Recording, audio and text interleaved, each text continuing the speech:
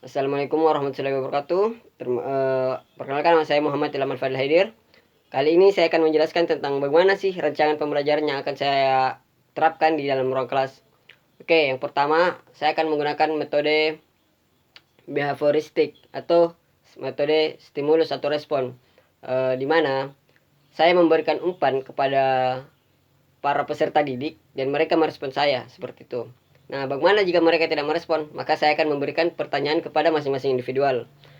Tujuan saya menggunakan hal ini agar peserta didik itu lebih interaktif seperti itu. Dan ruang kelas juga terasa lebih hidup daripada menggunakan metode ceramah yang hanya menggunakan sistem satu arah. Itu membuat siswa bosan di dalam kelas seperti itu. Nah, jadi metode andragogi ini juga memberikan sebuah manfaat karena mungkin saja ada ilmu pengetahuan yang tidak saya ketahui, tapi mereka mengetahuinya.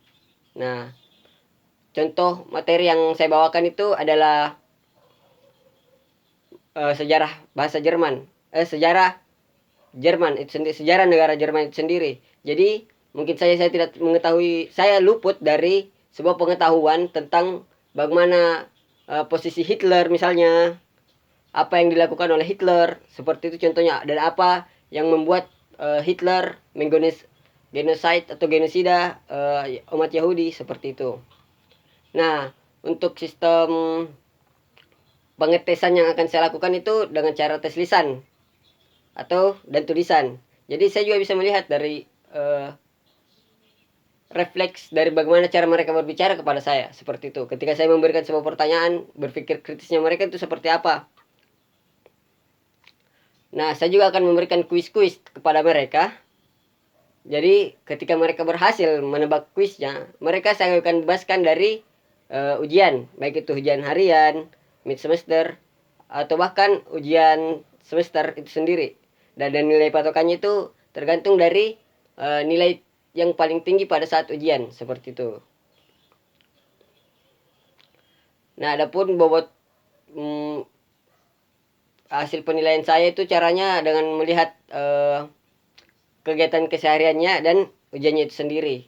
Nah, seberapa aktif sih mereka dalam kelas, tapi tidak menutup kemungkinan juga mereka yang kurang aktif dalam kelas itu mendapat nilai bagus ya, karena ada dari mereka itu yang tidak memiliki pengetahuan tetapi malu untuk mengungkapkan. Makanya saya juga menggunakan metode andragogi ini untuk bertanya kepada mereka itu satu persatu seperti itu.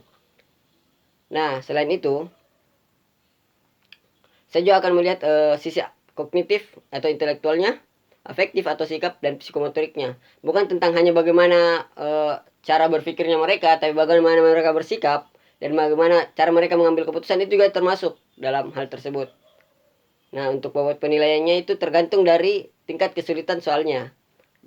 Tidak mungkin soal yang sulit itu jawabannya sama dengan soal yang mudah kayak gitu. Maksud saya penilaiannya seperti itu. Oke, sekian yang dapat saya jelaskan.